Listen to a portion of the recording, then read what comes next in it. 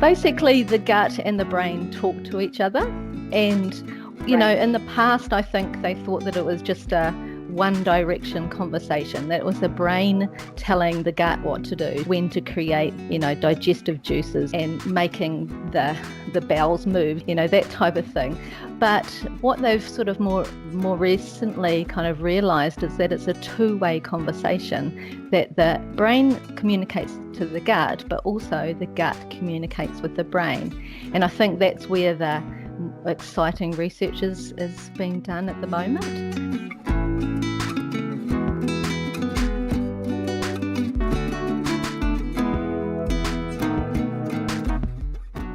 Hi friends, it's Brittney Moses here, and you are listening to the Faith and Mental Wellness Podcast. This podcast is a spinoff of my blog, BrittneyAMoses.com, where I talk about the intersection of faith and mental health and how that applies to our everyday lives. You're listening to episode 7. On today's episode, I was so excited to have the opportunity to sit and talk with my friend, Dr. Janelle Sinclair. She's a biochemist and registered natural medicine practitioner who specializes in the area of mental health. She's also a wife, a mother of 2, a Christ follower, a CrossFitter, a speaker, and an author. Dr. Janelle has worked in the natural medicine field for over 14 years, has a PhD in biochemistry from Basel, Switzerland, and has a postgraduate certificate in mental health.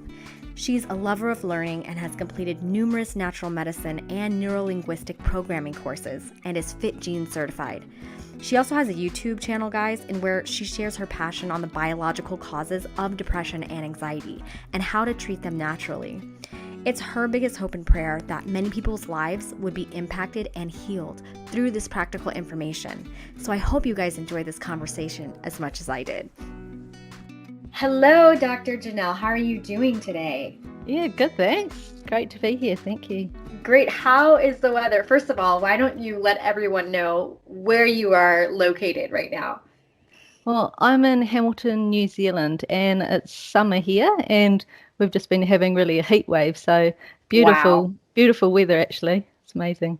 That is, so you're all the way in New Zealand, and it's probably the coldest for most of us right now.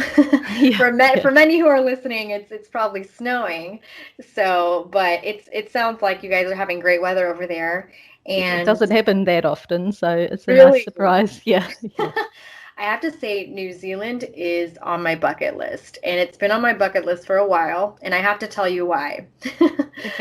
Okay, I love the Chronicles of Narnia. I'm a big Narnia fan, and they filmed the movie series in New Zealand on these just beautiful grasslands.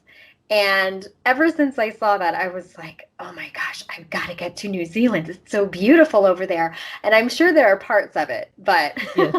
Yeah, South Island's beautiful. I mean, it's all beautiful in different ways, but yeah. Well, let me just start off by saying that I absolutely love you in so many ways and everything that you're doing. Thank you. We followed each other on Instagram, and that's how we made the initial connection.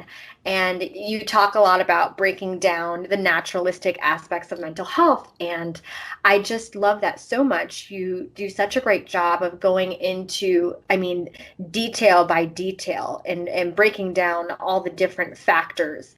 And I just love that so much. For me, I have been in my own journey as well as on my blog and on my platform, just been diving into more of the connection between nutrition and the gut and mental health and the brain, and just some of the more natural, holistic ways that we can, and lifestyle changes that we can make to improve our mental health and functioning.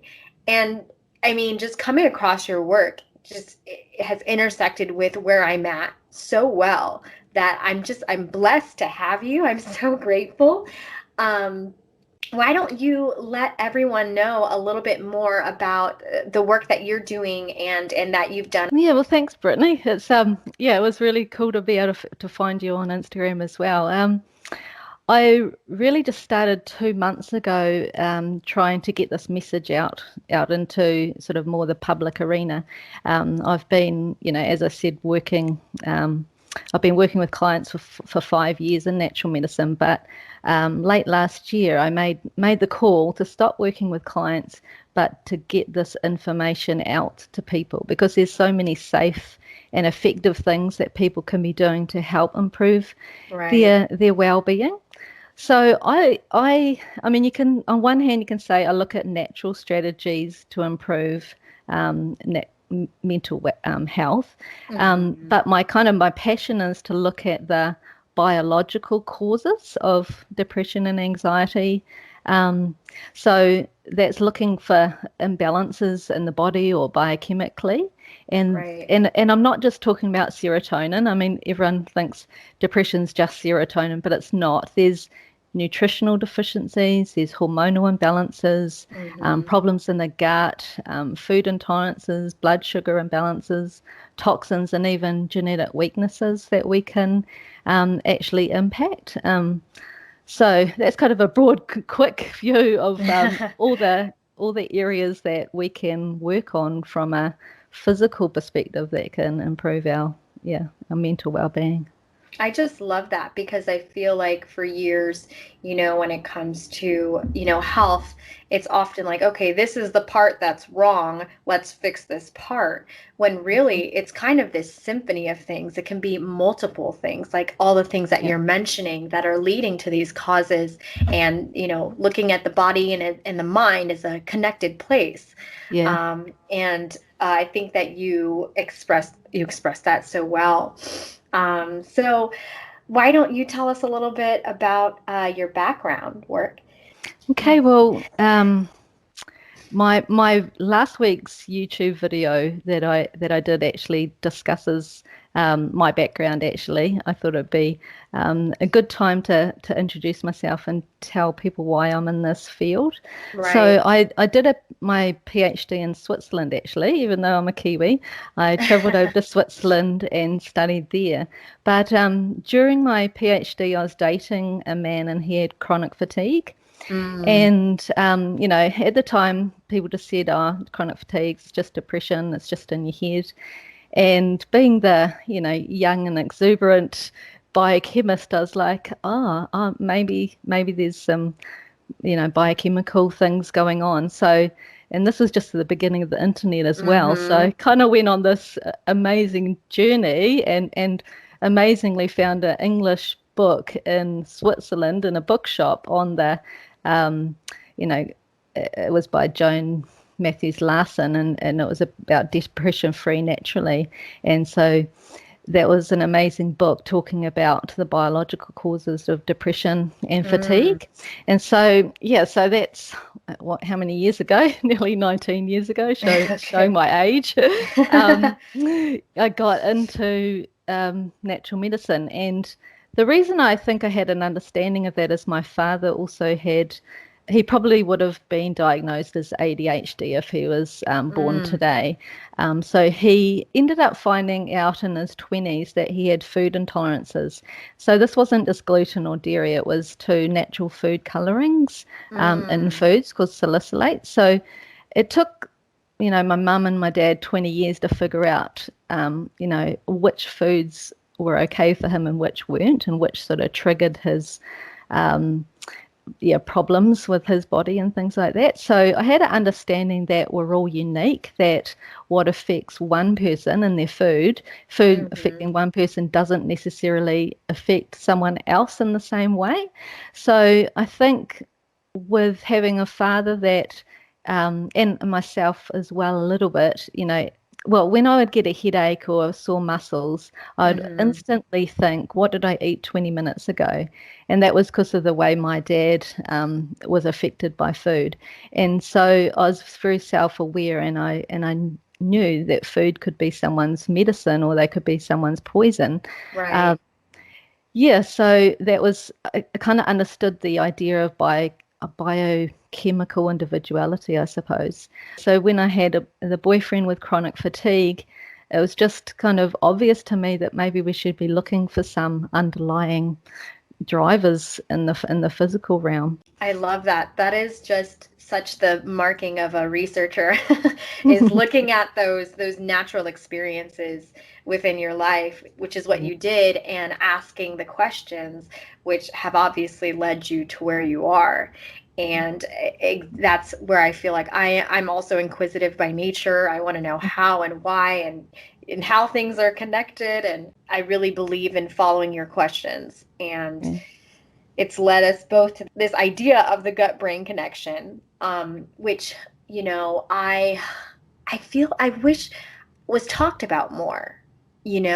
Just being a current student in studying psychology and clinical psychology, I wish that there was more of an introduction to nutritional health and mental health, because the more that I read about it, the more I'm just astounded with how connected it is.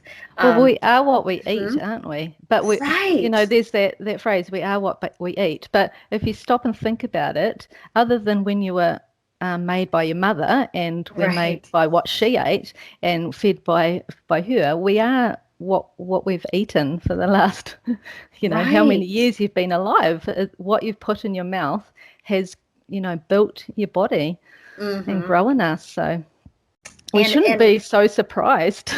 It's actually not surprising. It's kind of, it makes common sense. But I feel like so many of us haven't done the research, or so many of us just haven't been interested because of all of life's demands. It's like we're just eating to just satisfy our hunger to get through the day. Not many of us are making a conscious choice. And we've talked a lot about eating when it comes to heart health and cancer and diabetes and things like that. But there's this whole conversation between food and mental health that needs to be taking place. So I wanted to ask you, getting real practical and just making the tangible connection, how does the gut-brain connection actually work at the biological level? Like from the moment you're putting food in your mouth to how it's translating in your brain, that can kind of seem abstract, because I always feel like with microbiology, it's so, you can't physically see it in your day-to-day life. So for the person who is newly being introduced to this whole idea of the gut-brain connection, what can you tell us about how that's physically connected?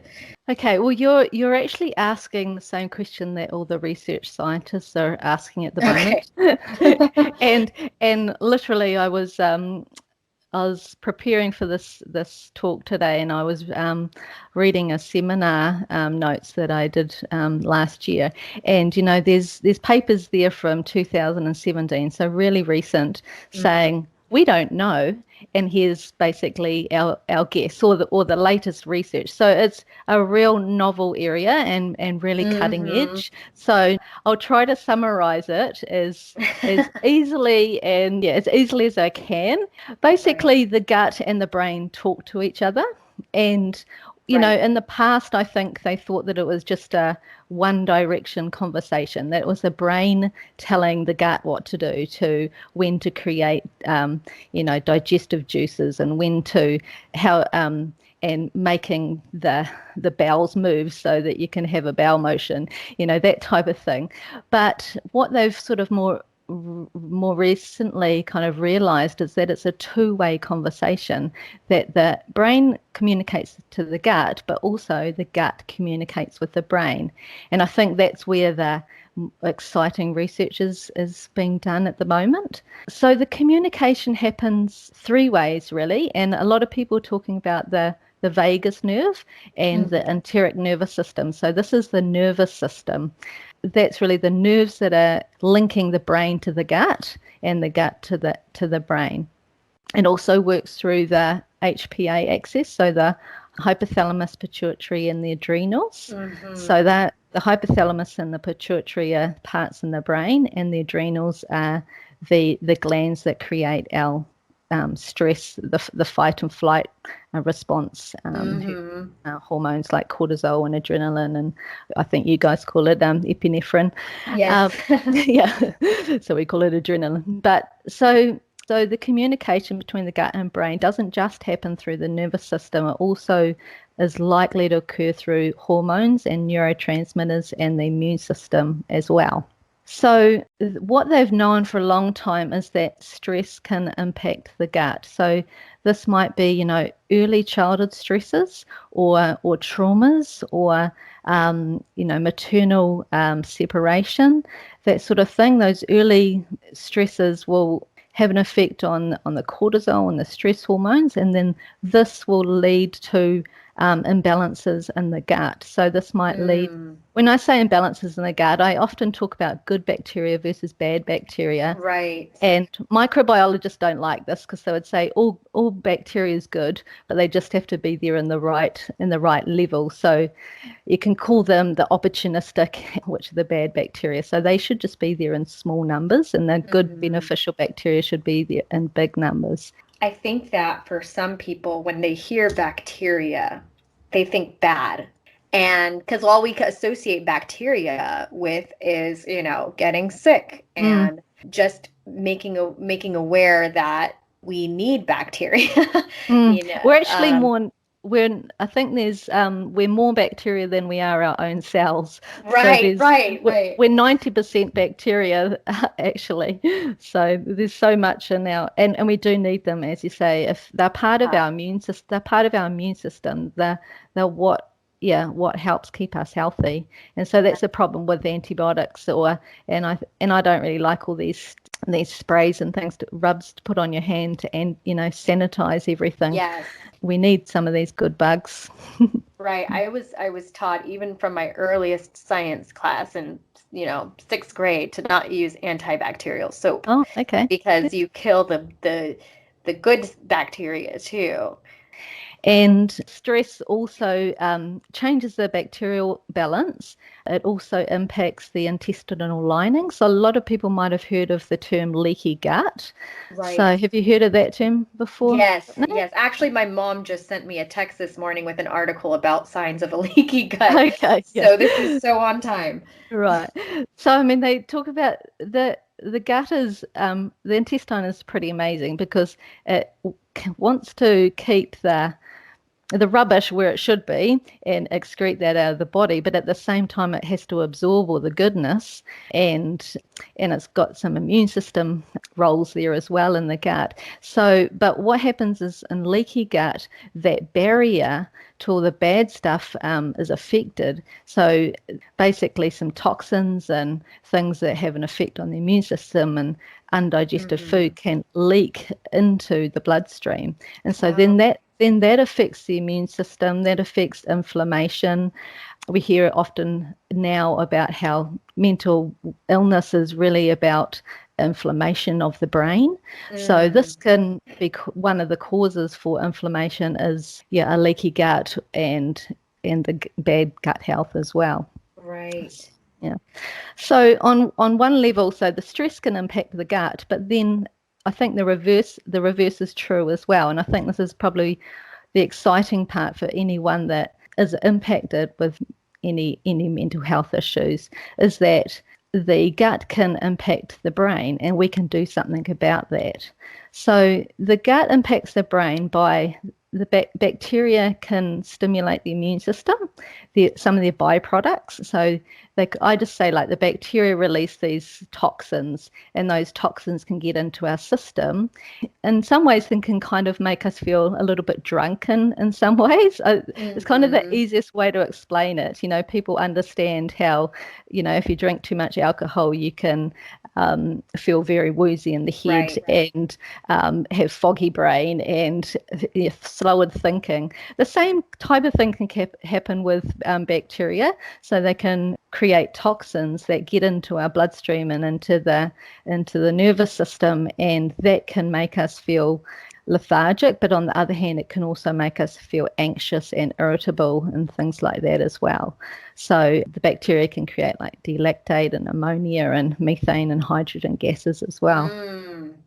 And you asked for it, Brittney. You said, how does it work at the biological level? So, and I The asked gut, for it. yeah, the microbes can produce hormones and neurotransmitters as well. So this can impact the brain, and the gut can also stimulate the vagus nerve as well. So it can actually go through the nervous system as well and turn Right. stress signals on and things like that as well.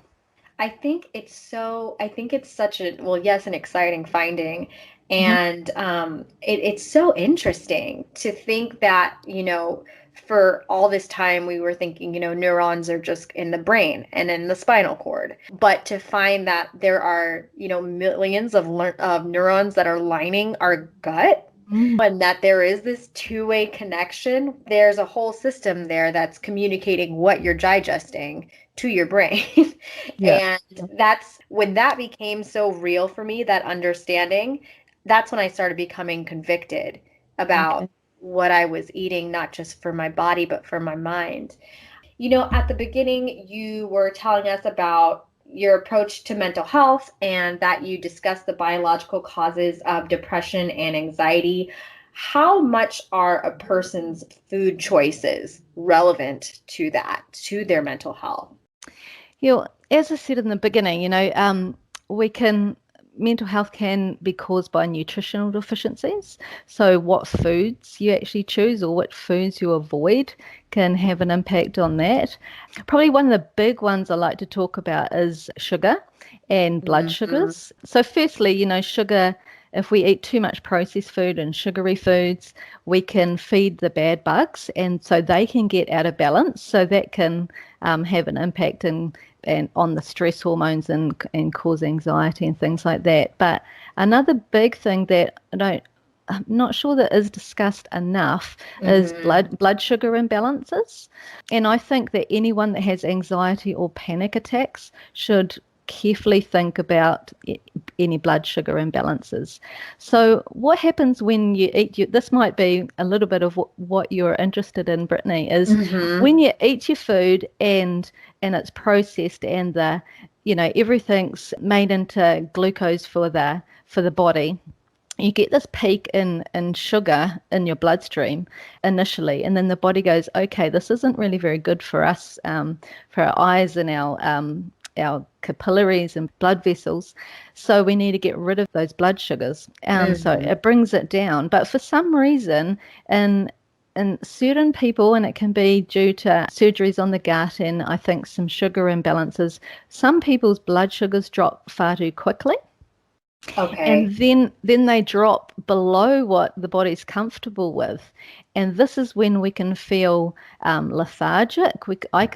Me personally, 10 years ago, it would sometimes happen if I ate, crepes or pancakes for breakfast or too much maple syrup. And Mm. my blood sugars would drop too quickly. And I'd sit on the couch and say, what's the point in life? And just feel lethargic, feel low mood and melancholic. And that's the power of, what you choose to put in your mouth. But when for people that are sensitive, and you can call it hyperglycemia, low blood sugars, when it Mm-hmm. drops far too much, the body responds and says, we can't have, we need sugar, we need glucose to fuel the brain. The brain Right. literally needs that fuel to function. So the body releases cortisol and adrenaline or epinephrine to raise that blood sugar. But everyone knows what an adrenaline or epinephrine rush is like. Your heart rate's increased, you feel irritable, you sweat, your breathing rate might increase. And so there's a lot of similarities between an epinephrine rush or adrenaline rush and a panic attack. Mm. Wouldn't you agree? So I Yes. think Yeah. I've had clients come into my clinic, and we're sitting there, and the first hour goes really well, and then I can just see them starting to kind of drop in the energy levels, and they can't string their words together very well. They're having to stop and think to gather their thoughts, and they just take a lot longer to talk. And then I might see a Mm. yawn, which is another sign of low blood sugars, and then the shaking starts, and it's like, oh, you're going into your blood sugars have dropped, and then they're like, these are my signs that I'm going to have a panic attack very, very soon. Oh. Yeah, and so I wrote a Instagram post probably a month ago because I did a YouTube video on blood sugars and anxiety, and there are warning signs that your blood sugars are dropping. Just and the problem is because you're not thinking quite straight because your brain hasn't got enough fuel to think. Sometimes we miss these, but if you can come attuned to your body, you start forgetting your words. You might yawn. You're just starting to get tired and lethargic. So this is like when the brain hasn't got enough sugar to function. That's what's happening. For some people, they'll have suicidal thoughts at that stage because the brain is kind of in survival mode, and it's so suicidal thoughts can be low blood sugars as well. But then, 5-10 minutes later, in comes the adrenaline rush, which can look like a panic attack. Wow.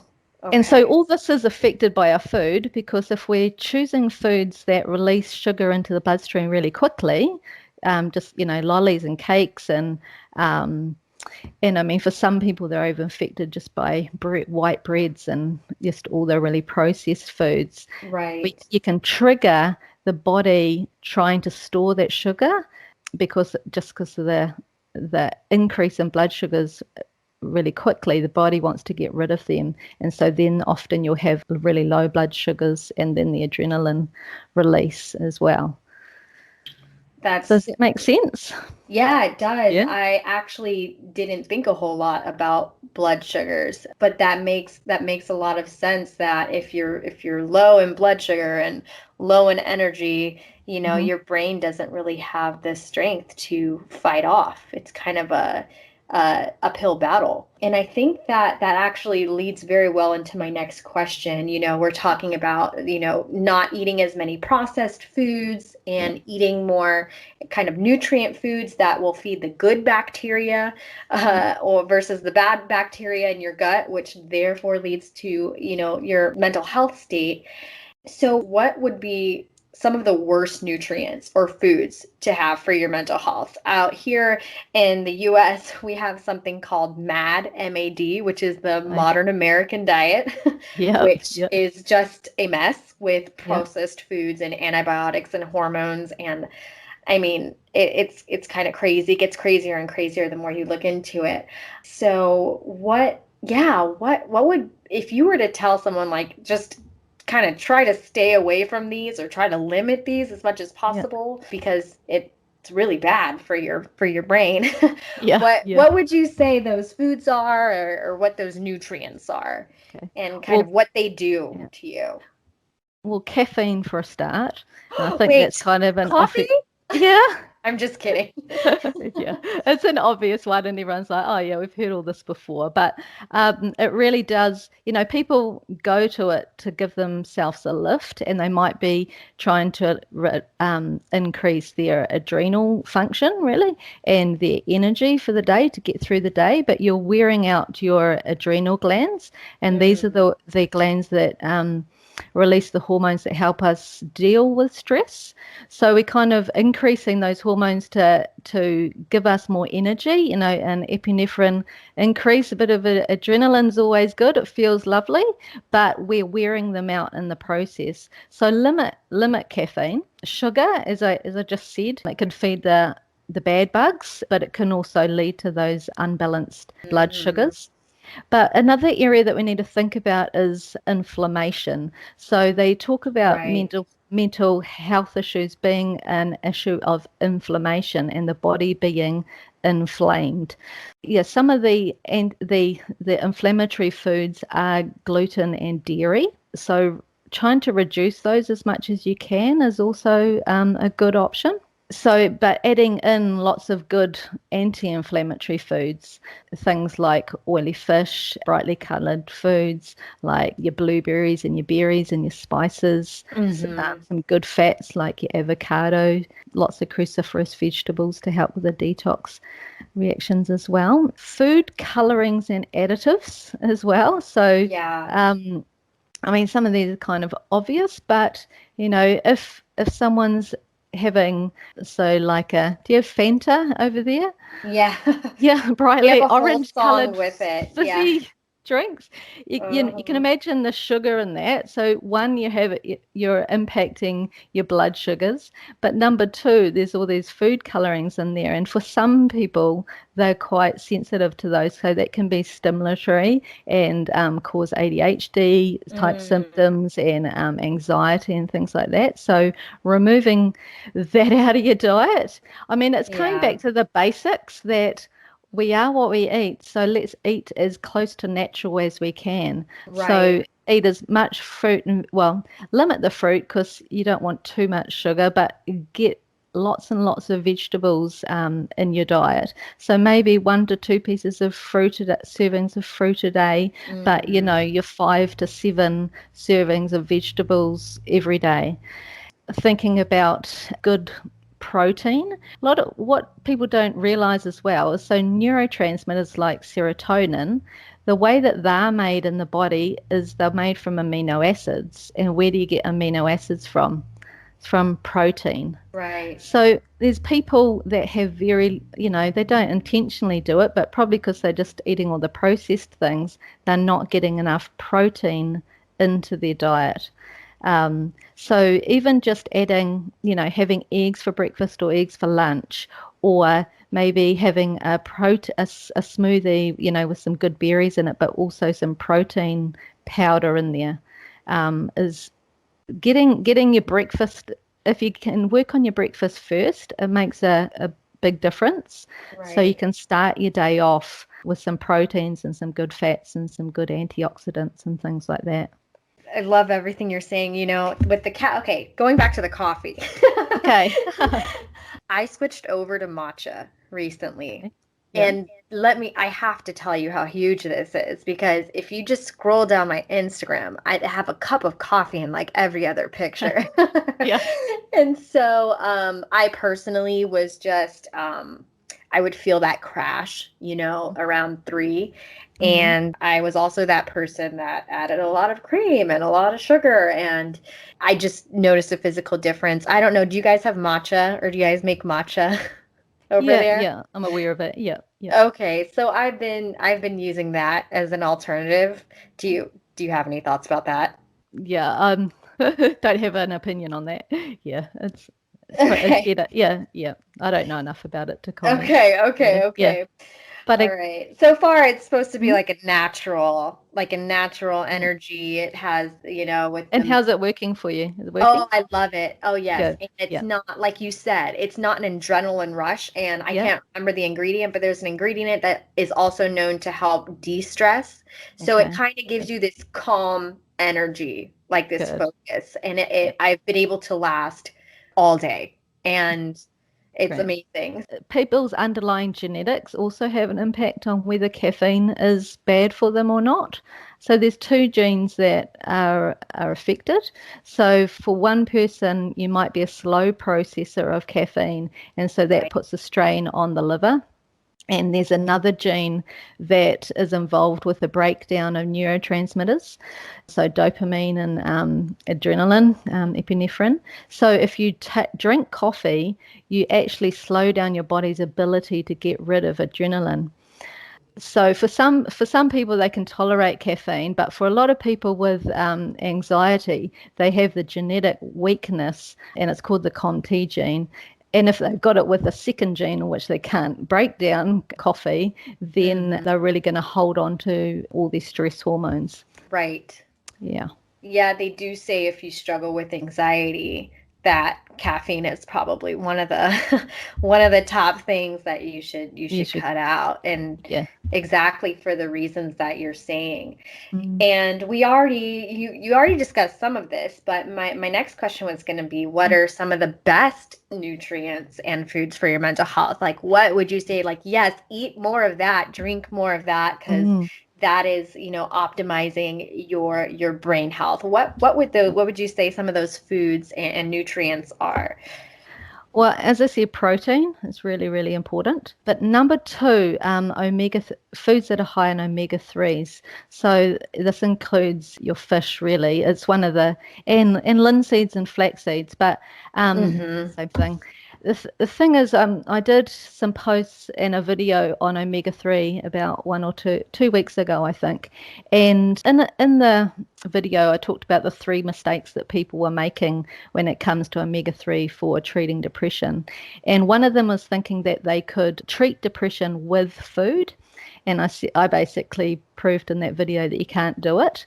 I totally think that eating good fish is going to support and be a preventative and maintain your mental health. Right. But for people that have depression, like, you need 2 grams of EPA, which is a special form of omega-3, which is only found in fish. It's not found in flaxseed and linseed. The body has to process the omega-3s in those to create the EPA. So a lot of people aren't taking enough omega-3s when they're trying to treat their depression, and they're not taking the right form. A lot of people talk about DHA because it's the highest omega-3 found in the brain, but DHA is good for the structural side, but EPA, the other form of omega-3, is good for lowering inflammation. So studies are showing that you have to lower inflammation through using EPA to actually treat depression. So I love omega-3 as a nutrient, and some of the studies have shown that I think it was 50% of people that were in the study had a 50% reduction in their depressive symptoms within 2 to 8 weeks. So, and other studies have shown that they're small studies, but they're shown it as effective as an SSRI medication, so like fluoxetine or something like that. So I love omega. I'm such an omega-3 advocate, and when I saw your posts on it, I was cheering you on from afar. I take omega-3 every day.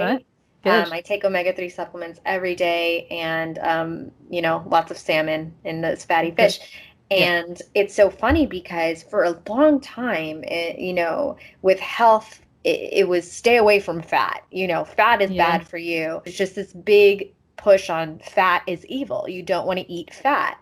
And it's interesting. But your brain is now, but your brain is made out of fat. Yeah, exactly. Your skins, the cell membranes are all made out of fat in every cell in your body. Right. So now, we're looking at the research, and it's like, no, you need the fats. You need to be getting the fats, but the good fats. No, you're right. So they talk about the ratio of omega-3 to omega-6 balance, and even the way that our chickens are being bred, because, people say grain-fed chickens, fantastic. And it's like, but when people eat grains and chickens eat grain, the eggs become more rich in omega-6. The same with the animals, like grain-fed beef. And I'm like, I want grass-fed beef, thank you. Grain-fed means that the meat is now more richer in omega-6. It's just about balance. It's about balance, unfortunately. And I would say omega-3 is more anti-inflammatory. So it's just that, inflammation is increasing in the body, and the omega-3s are just so important. So it's about, the problem is saying eat better. It's like we've also got to start talking about our agriculture, actually. The way that we make our food. Like, it's amazing when you talk to vets, or Hamilton in New Zealand is a farming community. And so I talk to a lot of farmers, and vets understand this as well. When you talk about mineral deficiencies, they go to actually get good milk production out of our cows, we test them, we test the soil, we test their muscles just to check whether they've got good levels of magnesium and selenium and iodine and things like that, because they know that their milk production goes down, or in sheep they'll get foot rot, or they'll have stillbirths, like infertility in their breeds and things like that. So they understand the power of minerals. And so for us with mental health, we need good magnesium. Magnesium deficiency can cause anxiety, insomnia. So, for some people, they just need, a good magnesium supplement before they go to bed at night, and that helps calm their whole system down. So, yes. I have It was, magnesium drops. I'm yeah, like I'm yeah. like a walking I promise I'm a guinea pig when I tell people about these supplements. It's like, look, I'm trying them first, I swear. Yeah, yeah, You yeah. know, and I love this is what I get so excited about this conversation, let me say, because just it's just the inquisitive side of me. This whole conversation of gut and diet and mental health, Mm, there's so many levels to it. And I think that's what fascinates me and blows my mind mm, because like everything you're saying, you know, you have the gut brain connection and the foods that you're eating and how that's translating in your brain. But before you even get there, you know, you have the food processing system. mm. And we've seen this rise in mental health issues like depression and anxiety and suicide at rates that we've kind of never seen before.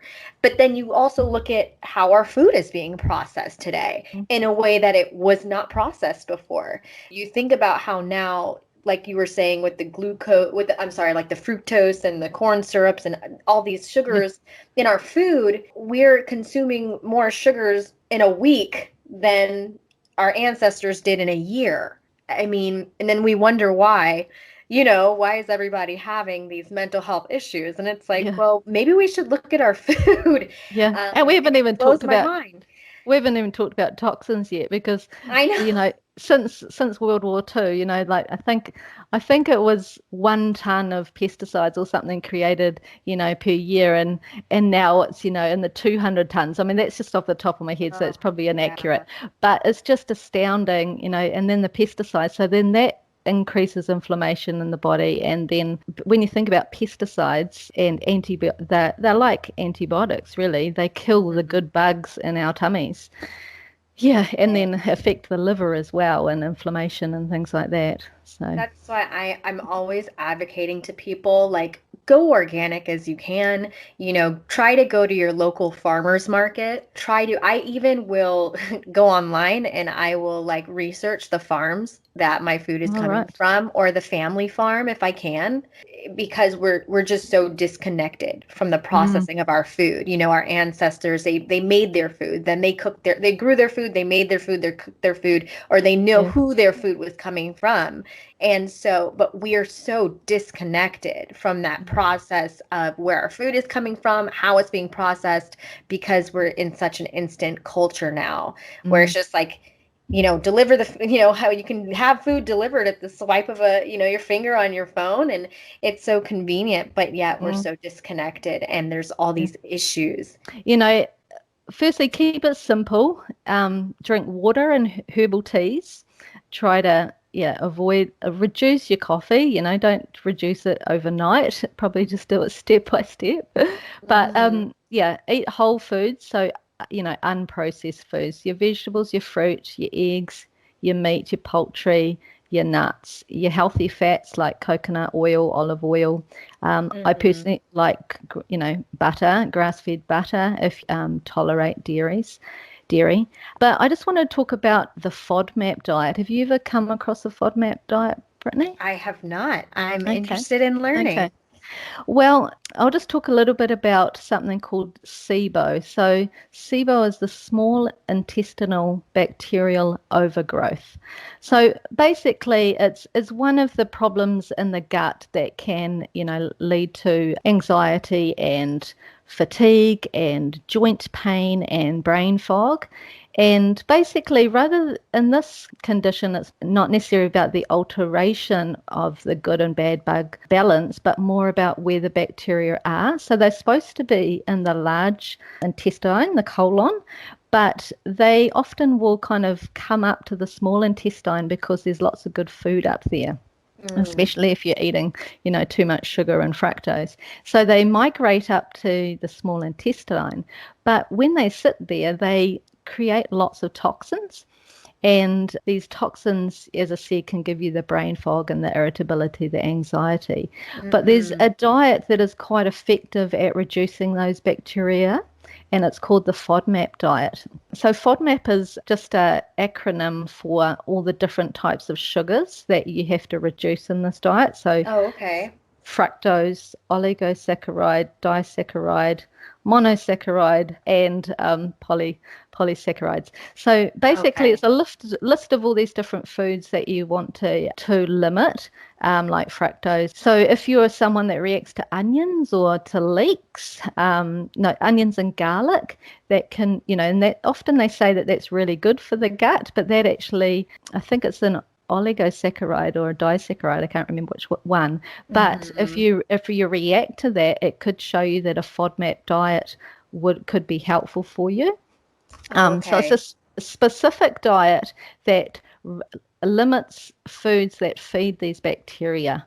Okay, so that might be something that any of your listeners, our listeners here, if they struggle with diarrhea or constipation, any reflux, any bloating or burping or farting, and then the brain fog, the muscle pain or joint pain, and anxiety and depression, fatigue issues. So that's just a practical thing of, you could trial the FODMAP diet. So that's step one. And then step number two is, different antimicrobial herbs and probiotics to help then get the balance of those good to bad bugs back into balance. Yeah. I'm gonna link to all of Dr. Janelle's work in the show notes, so you guys can absolutely link to that, where she goes way more in depth with all these individual areas that we probably can't cover completely within this one conversation, unless you guys want to listen to a 6-hour podcast. Exactly. I mean, but what would you advise to someone wondering if their mental health challenges are because of a deficiency in food or nutrients or not? Like, what would you advise maybe their first steps to be to find out, or maybe what symptoms to look out for? How can they kind of have an idea that, it's what they're eating or a deficiency rather than, something else that might be causing the depression, anxiety? Okay. Number one, subscribe to my YouTube channel and follow me on Instagram. But just because there's so much and so many different factors. Number two, and I'll just say that there's 2 videos that are relevant to our discussion today. There's one on blood sugars. And I know for some people, they're like, I crave sugar so much. How can I cut that out of my diet? It's not quite that simple, Janelle. That's me. Yeah, that's you. Well, there's some there's some dietary advice on there, and understanding how blood sugars impact anxiety and low mood, but also a couple of supplements that help with sugar cravings and sugar imbalances as well. Number 2, there's a video, it's actually called Brain Fog, Depression and Gut Health, but that's all about SIBO, the bacterial overgrowth in the gut, and the FODMAP diet. Okay, but I've actually got a checklist, like a symptom list document that I've created for people to go through and say, okay. So for example, I had a client that she came to me with anxiety, and she had anxiety since, childhood. And we went through all these symptoms, and I found out that she had diarrhea. And I found out that she had basically diarrhea from childhood. And she's like, everyone's just told me that this diarrhea is because of my anxiety. And I'm like, well, maybe it's actually because of a gut imbalance. And now, and the anxiety is because of the gut imbalance, and the diarrhea is a symptom of that gut imbalance. We actually found out she had celiac disease. Oh boy, okay. I've got other symptoms like stretch marks and white dots in your fingernails. That's actually a sign of a zinc deficiency. And a zinc deficiency can actually cause depression and anxiety. Right. So I've got this checklist that, lists through some of the physical signs that you might have and some of the symptoms you may be experiencing, or even things like you're on a vegetarian diet. Oh, well, a vegetarian diet can actually cause vitamin B12 deficiency. Right. So I'm linking up. So there's a checklist that people can fill in, and then it'll say, hey, if you've got more than one symptom in this area, you might like to look into zinc deficiency or SIBO or the thyroid or celiac. Right. So I've given you the link for that, but you can get that from my website as well. So that's drjanellesinclair.com. So it's probably the best place to start. Yeah. Okay, it's so great that you've laid out that information, especially with things like, I mean, like the thyroid. Mm. It looks and feels like depression, but Yeah. it's your underactive thyroid because you're not having the metabolism for the Yeah. energy. I mean, So you it's might have constipation along with that, and so that would right. be constipation and maybe thinning hair or a swollen neck, or a swollen thyroid gland. So some sort of highlighting the physical symptoms that you might have, that Right. underlying hormonal imbalance, and then that could be the driver of your depression or anxiety. Yeah. Right. And just thinking about how I'm just thinking about how, everybody's body is different. And Mm. so you brought up if you're currently on a vegetarian diet and Mm-hmm. you might be suffering, B12 deficiency, you really do have to pay attention to what works for your body and what doesn't work. Yeah. And Yeah. thinking about it, because I think it's so easy for people to generalize Yeah, because quick fixes and yeah. hmm And I did a Instagram post that was a little bit controversial a couple I of know weeks ago. exactly which one you're talking about. It said depression and anxiety may be caused by a vegan diet. Now, I was really just doing it to bring awareness to the fact that a vegan diet can cause a B12 deficiency. I had a lot of people supporting me and a lot of people saying that it's Right. not true. But the fact is that I think when people suffer with mental health problems, then they really need to be aware of their B12, because there's a genetic weakness called the MTHFR gene. And hmm when we have a vulnerability in that area, then we don't make our neurotransmitters properly. We're more vulnerable to depression and mental illness. So it can run through families. So yes, a vegan diet could be helpful because it's improving the vegetable content and being anti-inflammatory, and that might be good for the first 2 years. But once the liver's depleted of the B12, then it might become a problem. And it's going to be based on everyone's genetics as well, whether they can be okay with a vegan diet or they can't. Right. I think it's Mm. definitely safe to say that, if this is the kind of diet that you have, then just be aware Yeah, that do you some could blood have tests. Yeah. deficiencies in these areas because this diet may not be meeting that. So just be aware of it. Like you said, have some, and that's what I was going to ask you, as far as someone who wanted to know if they're deficient or not, would it be logical to just go to your doctor and say, hey, because I actually just set up a doctor's appointment Uh-huh. Great. for a couple of weeks, and Yep. the more that I'm thinking about this and having this Yep. conversation and studying it, I'm like, I'm gonna go to my doctor, and I want her to test my blood for these Mm. different nutrients to see if The, I am deficient in these areas. Is that something practically a person you would recommend a yes. person to do? Yes. The issue is you really need to go to the doctor with your list that you want tested, Right. because most doctors aren't aware or proactive when it comes to mental health. Right. So you should get your iron and your B12 and folate checked, your vitamin D, thyroid, and be ruled out for celiac as well. So they're the basic ones. Yeah. It's a it's kind of interesting how there's this blind spot in the mental health Yep. care Yeah. where those nutrients and the food system and intake and quality in your bloodstream is just kind of going under the current. Yeah. It's not being seen, it's not being tested, yet these very things contribute to all Yeah. these different factors when it comes to your bodily and your mental health. And yet it's a blind spot unless, like you're saying, you go to your doctor and you specifically ask Mm. for being tested in these areas. There's not a lot of proactivity. I've never been to a doctor and they've told me or asked me if I wanted tests in these areas or to even look at them. Yeah. Or even, do you have a vegetarian diet? Or do you eat meat? Or do you go out in the sun regularly? Because, with your skin color, Brittney, you'll need to be vigilant about your vitamin D as well. So people of color, 80% of people with color have a vitamin D deficiency in America. This is one of the studies, and about 60% of Hispanics will have a vitamin D deficiency. So vitamin D is very important for mental health. So the more deficient you are, the more fatigued you'll be. There's some case studies showing people have had psychosis because of a low vitamin D level. Yeah. It's a very important nutrient as well.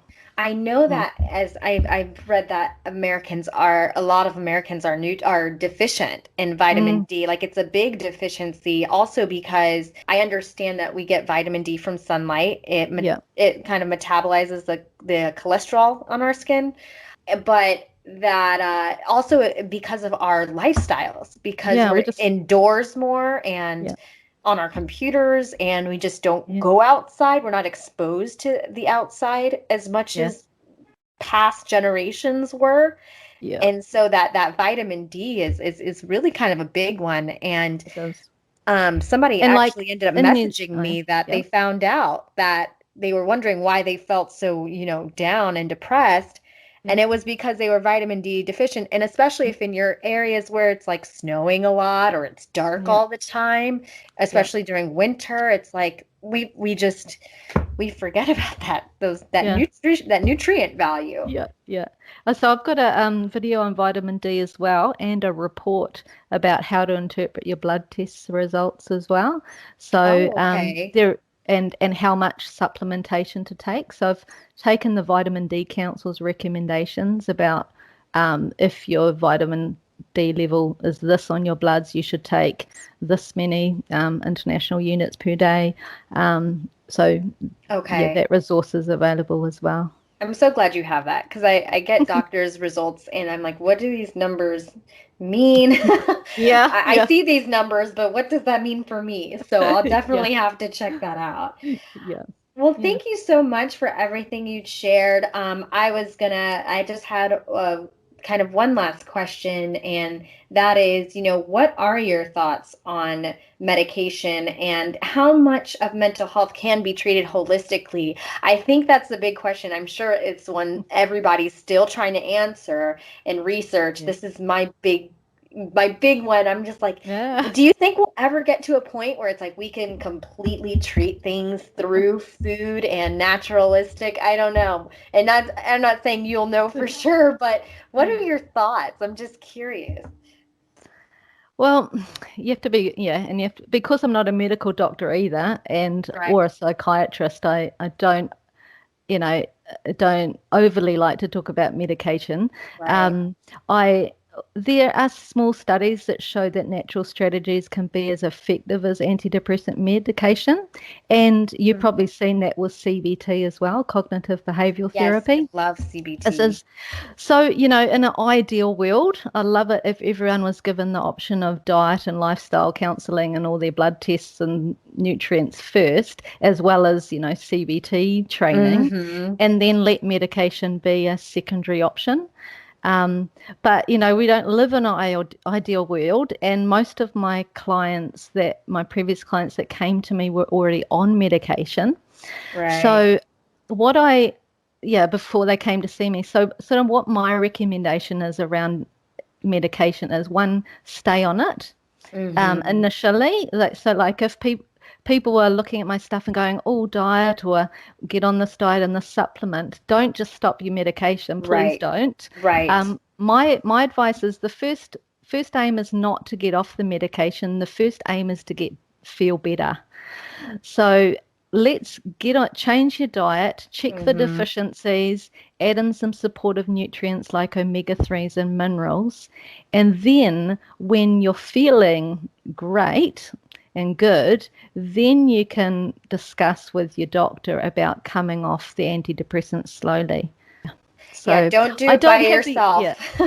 And don't do it quickly, and don't try to a lot of people try to go off it and then put nothing in to support them in that journey. So that's why I say put in all the good stuff, all the natural strategies, and only then consider going off it. So I don't really have an answer on how much of mental health could be treated holistically. I think in like Sweden or Norway or something, when people are not feeling well, they go to it on a retreat, Oh, that's a good idea. So I think there is a lot of things that we could be doing a whole lot differently and supporting people in their lives in a more practical manner. And as you say, so good question. Yeah, I think there's an answer. Okay, last question. What if you were to go shopping right now and you had a basket and you were just like, these are the ideal things to, grab from the grocery store and throw into your cart? You could just off the top of your head list off the go-tos, like put this in your grocery cart for your meal this week. There are people who are listening to this podcast and like, I need to change my diet, and they're about to go shopping. What would you tell them to put on their shopping list? Okay.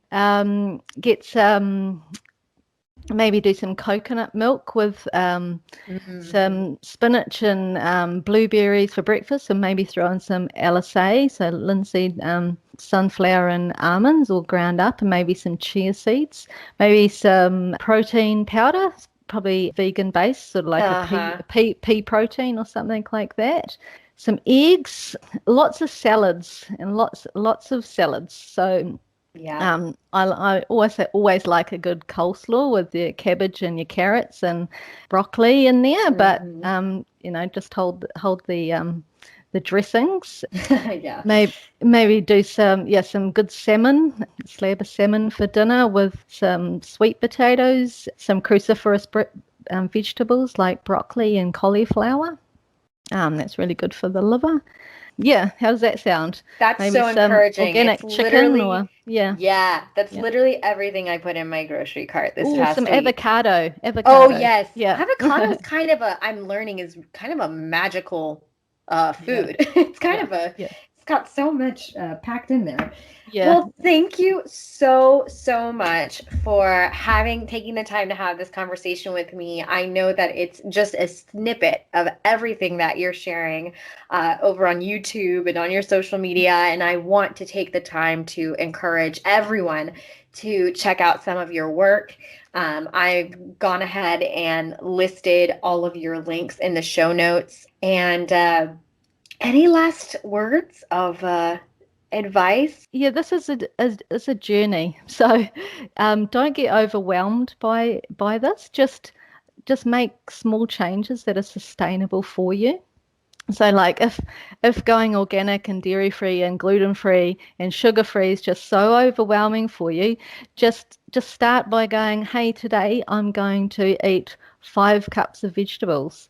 Look at what you can add in and the things that you can do to improve, because over time your taste buds will change, and it will get easier and habits get easier. And also, just know that it is a learning curve. My aim with my YouTube channel really is to try to take a complex topic and make it quite simple and quite practical. So, it's taken me more than 10 years to learn, nearly 20 years to learn this. So don't expect to learn it overnight, but just take it one step at a time. I love that. And I'm a complete witness to everything that you're saying, So thank you so much. And I hope you have a great rest, because it's Friday here, but it's Saturday for you. So you're already well into the weekend. Yes. I'm just getting my weekend started. Well, it's been great. Thank you, Brittney. I really appreciate you having me. Thank you so much. And thank you guys for listening. Until next time.